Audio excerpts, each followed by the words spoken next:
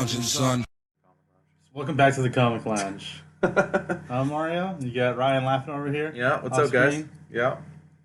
Today we got a book that I think is pretty special to the both of us Yeah. because we're big fans of Todd McFarlane. If you hadn't noticed, big fans of Spider-Man, big fans of this era. Big fans of the 90s, man.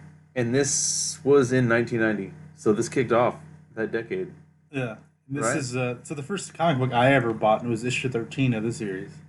That's your first comic book? Yeah. Not bad. Flash 82 by Mark Waid. It's the same. It's Was basically mine. the same cover as this, except he's wearing the black suit. Right. And so this definitely has like a special like point in my heart for like, just because it's what I made me discover comic books and what made me, that's why I got into Spawn so much is because I found out I was like 8 years old, so I didn't know what the fuck anything was, but I found out that this is the same guy that was doing Spawn. I was like, I gotta check out that Spawn. What is that Spawn? So I mean, yeah, I love Todd. The Todd father, dude. Look at I mean, what he did to Spider-Man is he literally didn't give a fuck about what everybody else was doing. You know what I mean? Like, he changed everything. Yeah, He changed the costume. He made it more intricate. He made the eyes bigger. the webbing was a big part of it. The webbing was the main point, right? Like, that people notice offhand is because he did the spaghetti webbing, as they called it, where it's like wrapping around itself, and like you can see it. Probably not as well as we're seeing it, but as like, opposed to but what before he when it was really just a line. right, but what he really did was that he played around with his anatomy, and he made him fucking in these weird poses, Yeah. right? Because like, I know Capullo's given him shit in the past because he says that he's not his favorite Spider-Man artist because he says that his anatomy isn't quite right. I mean, But I think it was just more he was just trying to make it interesting. He was more, instead of making the pose and anatomy look correct, he was more worried about making it look entertaining and different. yeah, I mean, I like it. I think always it's said it was awesome. yeah. I mean, right off bat, dude. Look at the corner box, dude. Look at, I mean, like, that doesn't even look comfortable, dude. Look, his knees are almost going to where his jaw is. Yeah. You know, like, but that's what he made him more spider-like, Yeah. I think. You know, like, just very, like, dynamic. Yeah. I mean, look, and then look at this, dude. All the fucking spiders all over the thing. I feel like I've seen something where somebody, like, he, like, tried to get somebody to count how many spiders there was on the cover. And like, there's one that's hard to find because it's kind of hidden. I mean, I'm not gonna sit here and try and count the spiders right now. But yeah. Anyways, I wanted to do this with you, especially like I was thinking, like I could have done this episode by myself, but like you said, we're both fans of Todd McFarlane. We both love this Spider-Man series, and I mean, we're both very nostalgic for the '90s. Same with Dylan. Dylan is also a huge fan of this. I mean, we talk about '90s shit all the time. I mean, recently we talked about we were talking about like politicians and stuff, and how the world we're living in is almost like a 90s image comic with the way the fucking but no superheroes. There's nobody to save us. There's nobody with pouches running around that's gonna help. Anyways, I digress. Let's crack this fucking bad boy open. Now, I don't know what printing this is. Obviously, we forgot to talk about. This had like 5 different versions, I think. Yeah. One was polybagged. There's gold. There's silver. There's newsstand platinum. edition. Newsstand. This is not newsstand. Obviously, this was polybagged. But I don't know if this was the first. There's a black Printing one. unit. So there's a black silver one. There's a gold one. Yeah. There's a bunch There's of other just variants. so many. Oh, look at that! Look at that ad, dude. Football cards. When you don't see this anymore, dude. No. You don't see I don't full even page know ads if for sports anybody cards. collects that anymore. I mean, I get basketball cards. I've been recently, like, they took They still make them? an upswing recently. Okay. Like, the prices are Dude, I genuinely didn't skyrocketing. even know they made them anymore. Yeah, they make them. We're here for comics. Fuck sports cards, dude. Look at these. All right. Anyways, so this came out. Well, it says August 1990, which means 2 months prior is when it really came out. I don't know why that is, but like the date on the book is it's always not, 2 months right. ahead of what it actually releases at. Right. So, another thing that Todd did that I really love, and this is when I think you start seeing, I think it was like his like generation where you start seeing more detail in backgrounds on buildings, whereas before it would just be like probably just like a fucking color. He makes sure to put like bricks I mean, look at that. Yeah. Bricks on the buildings. He makes like all the details in the face. A lot of wrinkles, a lot of fucking cross hatching, which was very popular back then. Yeah, here we go. But here we go. This is the business right here, bro. Let's fucking, look at that. Look at that shit. I mean, I don't know if I'd say he's my favorite Spider-Man artist. I mean, but I can't think of one that I like better either. But just look how fucking dynamic the pose is. He's in your face. The detail in the way, like, I don't even know how this man did it on a monthly basis because he was drawing monthly. Yeah. It was coming out on time. It wasn't until he went over and started his own shit with no editors, with nobody fucking being like, hey, you need to wrap it up, bring me the book, right? But, I mean, to think that he was creating these on a monthly basis and all this fucking detail to the, even into the crowd. Yeah. Like, you know what I mean? Like, it's not like, well, maybe a different colorist might actually color these a little bit different. They're all blue. But still, like, there's still little details. The building, you got the bricks, the fucking webbing under the arm. Just look at, how long do you think that takes him, dude?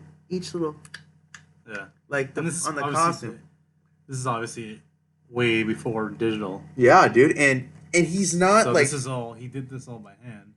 He made the webbing tighter on here, because it used to be, like, more spaced out. And, like, in the mask, and the eyes, dude, for me, are what I love. Depending on who's doing it, sometimes there's literally, like, the vertical lines, you'll have literally, like, 5. Yeah. Depending on who's doing the art.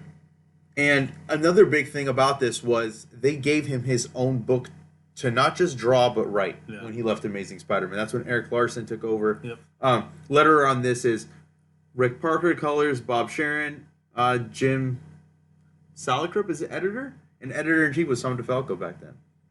I love this too. Like, he did, wherever he can put art, he's doing it, dude. Stan Lee presents, even in something just so... like, is it the spider coming down? And I love his signature. I love his signature. It's my favorite signature of anybody famous. I love the way he signs his name. Oh, wait, we got some more ads, bro. Wrath of the Black Manta. Check out that, dude. Nintendo. Nickelodeon magazine. Oh. Yeah, send it out, dude. Send it out. Dude. You bet your ass, dude. This was a darker Spider-Man, too, and I know that I think there was moments where they didn't want him to go that route with Spider-Man, but, like, creepy as fuck. Yeah, he's hiding in the shadows. It's not usually his way. I mean, you can see this. You can see how he ended up going to Spawn after this. Oh, yes. I mean, all there's so much Spawn elements in this particular run of the adjectiveless Spider-Man. Yeah. And just stopping a simple mugger. Look at that, and then look at her face, crying, drooling, dude. Even just like, he just adds so much to every fucking panel. No wasted space. No panel. Look, there's not even a panel border here. It's just a background and panels inlaid. I played that. Yeah, so did I. Those graphics, bro. You can't get graphics like that anymore, dude. Look at that shit. They don't make them like they used to. They don't make them like they used to, man. And I believe this whole arc is Lizard-centric, right? His version of the Lizard has got to be the fucking most terrifying version of the character I've ever seen in my life. Look at the teeth, dude. That's another thing that McFarlane does well, is he plays with the panel structure of how he lays his panels out.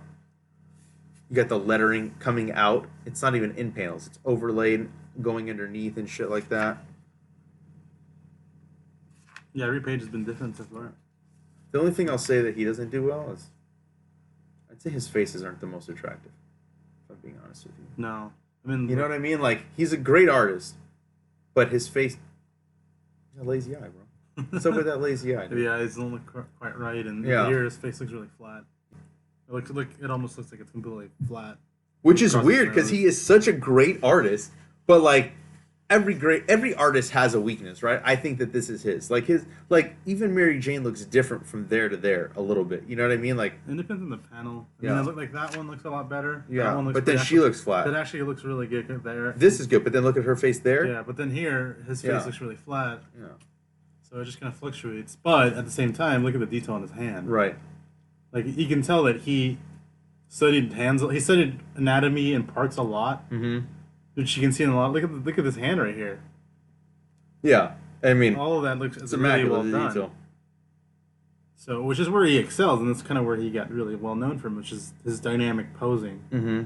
And this is also the era that I love the most is Between Mary Jane and Peter. yeah, I didn't like when they got rid of it. I like that it's back. I mean, I don't know what Nick Spencer's planning on doing with it. I mean, yeah, but this is it's like kind of all over the place. this is only a few years after they got evicted. You know that issue where they're sitting out, they got tossed out of their apartment. Yeah. This is when he's more of an adult Peter.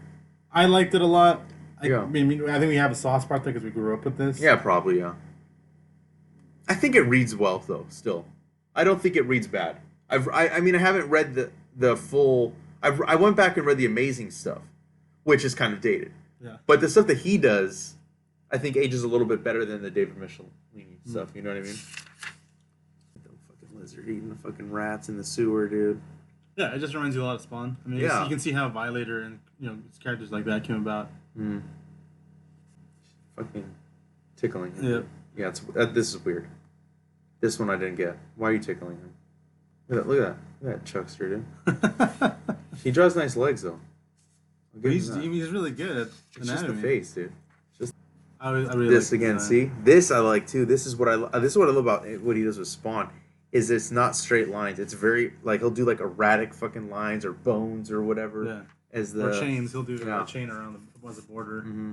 Yeah. And I don't think we've ever seen a more vicious lizard than what we depict in not just this issue, but the arc. You know what I mean? Yeah, like he's more animalistic as opposed to having it be more of a person that had been mutated.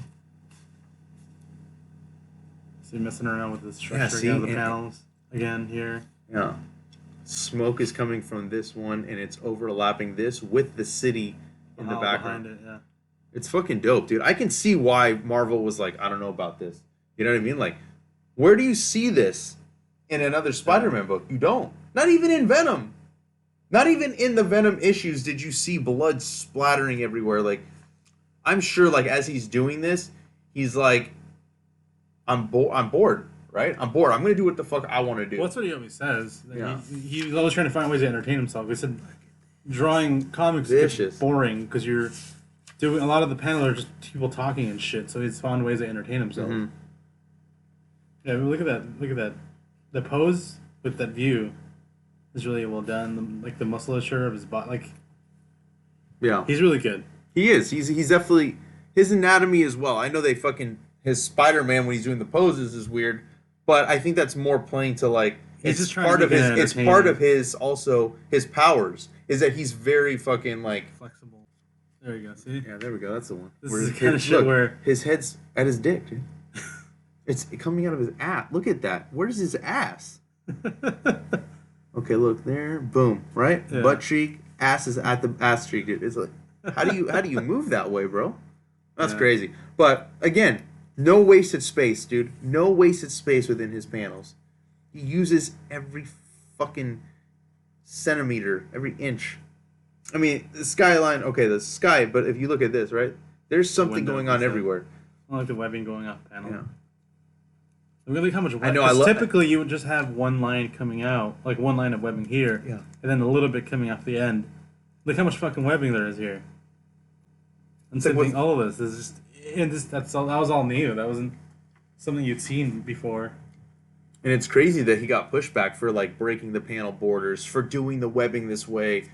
And it's some of the most memorable stuff of this era, you know, is the changes. Yeah, I mean, again, dude, the fucking detail. You know, they go back and forth, right? I've heard multiple things. Who's the most talented of that era, the image artist, right? And it's hard to decide because I would say Silvestri is very fucking. He's like up there with his plotting and fucking story structure, but McFarlane, dude, I would say is the most dynamic. By far. Well, that's why he was one of the main guys. I mean, Jim Lee too, but yeah, it's just because it was like a blockbuster movie of drawing. Mm-hmm. It's in your face. Well, look, he's always has one part or multiple parts coming at you while he's also moving in a different direction. So there's always a lot of movement and a lot of different proportions, and a lot of different like perspective. And you got more of this with him coming out, like a lot of this, like people coming out of the shadows. Yeah. Remember Arachnophobia? I remember Arachnophobia. Of course, this is one of those things where like I don't know if this is on purpose, but I would hope that someone thought, why wouldn't we fucking put this with And the a goddamn Spider-Man. Yeah. No, that makes sense. Now, we didn't talk much about story, because that's not what we came here for. We came here to look at the fucking art. That's Todd McFarlane. Yeah, that's I mean, always the star of his books. Yeah. I mean, what I am glad for that he didn't do in this, that he doesn't spawn, is those 3 newscasters talking. Those are always the pages I dread reading, because there's so much to read there, and I'm like, does it even matter? Can I skip over this? But he was trying to get some like real world criticism of world events, or he was trying to have some kind of But thank God it's not in the Spider-Man book. But this, I like this arc. I like how he ends his run too with the X-Force tie-in, but that's besides the point. Spider-Man versus the Lizard. He took the Lizard from what I always thought was kind of corny, a little bit. If you look more back at the older stuff, he is kind of like a corny villain. Yeah. Even though it's like, it should be dope because he's like a fucking scientist that was like trying to regrow his arm. Yeah. He's a genius. And he turns but into the Lizard. Yeah, he's more like this like creature that's coming through like, in the dark. Exactly. Like the alligator in the sewer type thing. Yeah. You know that they say that myth. But this is fucking a great Spider-Man comic. Look how cheap they were, dude. Fuck. $9 for 12 issues. Can't get shit for $9 now. But that was Spider-Man #1, dude. One of the highest selling comic books of all time. Yep. I know they're coming out with a complete collection of his run, which will also have the X-Force tie-in. That's set to drop, I think, in a few months. So if you haven't read it, I mean, they're not that expensive. You can find them online too, eBay, other websites, or you could wait for the trade. But highly recommend it, if nothing else, for the art. And anybody that grew up in the 90s, dude, I mean, you got to be nostalgic for this kind of stuff. This is where it's at. And if you're not following us already, follow us on Facebook, Twitter, and Instagram at The Comic Lounge. Throw your comments or suggestions down below, or email us thecomicloungepod@gmail.com. Make sure you hit the subscribe button so you're notified every time a new episode goes up. We are on Podbean, Spotify, iTunes, as well as YouTube. And hit the bell icon so you're notified every time a new episode goes up as well. And on that note, we're out.